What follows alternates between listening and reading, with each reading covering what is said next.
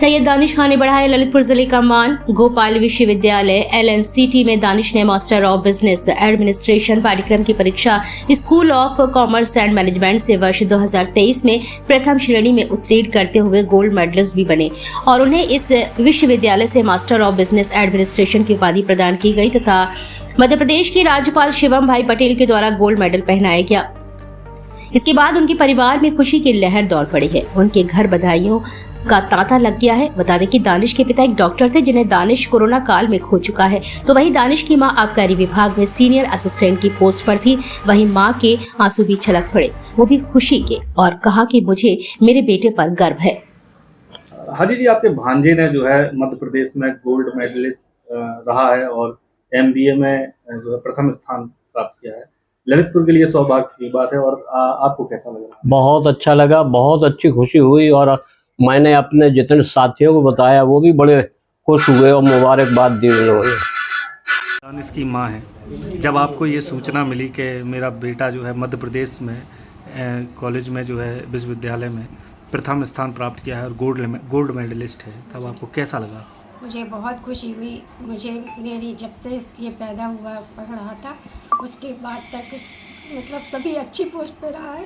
मुझे बहुत ज़्यादा खुशी हुई और मैंने अपने ऑफिस में बताया तो उन लोगों को भी बहुत खुशी हुई। उन्होंने मुझे बहुत बहुत मुबारकबाद दी, सभी रिश्तेदारों ने, सभी ने, मुझे बहुत खुशी हुई। कैसा लग रहा है? आपने MBA में मध्य प्रदेश में प्रथम स्थान प्राप्त किया है, कैसा लग रहा है? अच्छी फीलिंग है।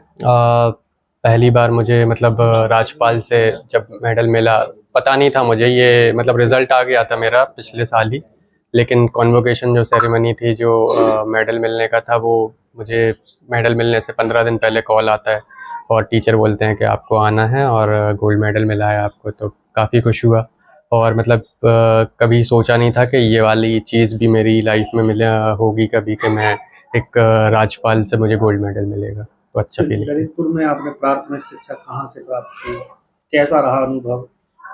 मैंने Saint Dominic Savio English medium school से अपना नर्सरी से लेकर 12th तक स्कूलिंग की। उसके बाद मैंने इंजीनियरिंग का एग्ज़ाम दिया तो मुझे मतलब MP में भोपाल में कॉलेज मिला। सिविल इंजीनियरिंग मैंने चूज़ की, जिसमें मतलब मुझे पहले CS मिली थी, फिर लेकिन घर वालों ने और सब ने बोला कि सिविल इंजीनियरिंग मुझे लेनी चाहिए, तो मैंने सिविल ली। और उसके बाद फिर मैंने प्राइवेट कंस्ट्रक्शन कंपनी में जॉब भी किया, इंदौर में किया, दिल्ली में भी रहा कुछ टाइम। बट मुझे मतलब उस चीज़ में संतुष्टि नहीं मिली, सेटिस्फेक्शन नहीं था। तो उसके बाद फिर मैंने सोचा कि मैं प्रिपरेशन करता हूँ। प्रिपरेशन की, लेकिन कोविड का टाइम आया तो एग्ज़ाम्स टाइम से नहीं हो रहे थे, तो अंदर ही मतलब अच्छा नहीं लगा कि सब लोग आगे बढ़ते जा रहे हैं, मैं एग्ज़ाम्स के चक्कर में अगर रहा तो फिर होगा नहीं। तो फिर मैंने साथ साथ सोचा कि कुछ और भी करते हैं, तो मैंने MBA में एडमिशन लिया। डेटा साइंस और फाइनेंस मेरी ब्रांच थी, तो वो नई ब्रांच है, अच्छा मतलब स्कोप है उसका। तो मैंने मतलब ये सोच के रखा था कि MBA से पहले मुझे जॉब लेनी है कुछ भी करके। तो साथ साथ मैंने अपनी स्किल्स डेवलप की और कई चीज़ें खुद से भी सीखी। तो मेरा फर्स्ट ईयर ही कंप्लीट हुआ था MBA का, और मैंने खुद से जॉब ढूंढ ली थी और MBA के साथ साथ मैं जॉब कर रहा था। फिर 6-8 महीने मैंने और ट्राई किया कि और अच्छी कंपनी में ट्राई करते हैं। तो फिर उसके बाद 6 महीने या 7 महीने बाद जॉब करते करते मुझे एक MNC में जॉब मिली और अभी मैं MNC S&P ग्लोबल में डेटा एनालिस्ट की पोस्ट पे काम करता हूँ। परिवार का कैसा सपोर्ट रहा? पिताजी क्या करते हैं? माँ का क्या रोल रहा? काफ़ी मतलब मैं ये समझता हूँ कि पेरेंट्स का परवरिश में सबसे बड़ा रोल होता है। अगर वही हैं, अगर उनकी परवरिश ही आपको बना सकती है या बिगाड़ सकती है। तो मेरी जो माँ है वो आबकारी विभाग में सीनियर असिस्टेंट की पोस्ट पर थी, अभी पिछले मंथ ही उनका रिटायरमेंट लिया है उन्होंने। जो मेरे पिताजी थे, जो मेरे फादर थे, वो डॉक्टर सलीम खान, वो BMS डॉक्टर थे और कोविड में मैंने उनको खो दिया। वो काफ़ी मतलब सपोर्ट करते थे, दोनों मम्मी और पापा दोनों हर चीज़ में। मतलब मैंने सोचा कि मुझे B.Tech के बाद अगर ये चीज़ की ट्रेनिंग करनी है, हाँ बिल्कुल करो। मुझे दिल्ली जाकर ट्रेनिंग करनी है, हाँ बिल्कुल करो। उसके बाद मुझे पोस्ट ग्रेजुएशन करनी है, हाँ बिल्कुल करो। कभी भी मुझे किसी चीज़ की मतलब कमी नहीं होने दी। तो काफ़ी अच्छा सपोर्ट। ललितपुर का नाम रोशन आपने मध्य प्रदेश में किया, मध्य प्रदेश में आप गोल्ड मेडलिस्ट रहे हैं। ललितपुर के नौजवानों को क्या प्रेरणा देना चाहिए?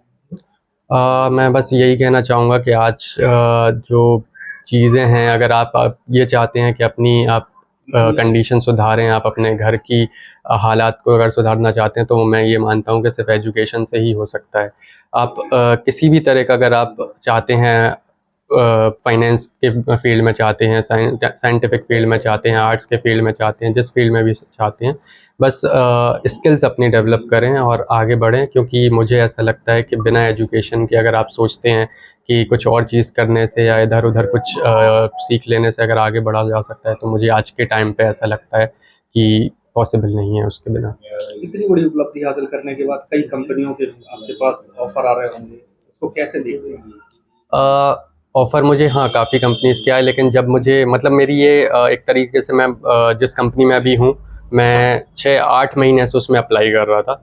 कभी मतलब मेरा इंटरव्यू हुआ, एक बार हुआ, तो फिर जब पहला इंटरव्यू हुआ उस कंपनी में, तो उन्होंने मुझसे ये बोला कि आप अच्छे कैंडिडेट हैं, बट मुझे अभी जियोलॉजी वाले कैंडिडेट की ज़रूरत है। तो वहाँ पे मतलब बोले कि आप डिसअपॉइंट ना हो, मैं ट्राई करूँगा अपने एंड से भी। तो फिर उसके बाद मैं और ट्राई करता रहा, फिर लेकिन सेकंड जो इंटरव्यू हुआ मेरा बहुत अच्छा इंटरव्यू था। मतलब जो इंटरव्यूअर था वो इतना इम्प्रेस हुए थे कि उन्होंने मुझसे कुछ नहीं पूछा, उन्होंने मुझसे 3 सवाल पूछे थे बस उस टाइम।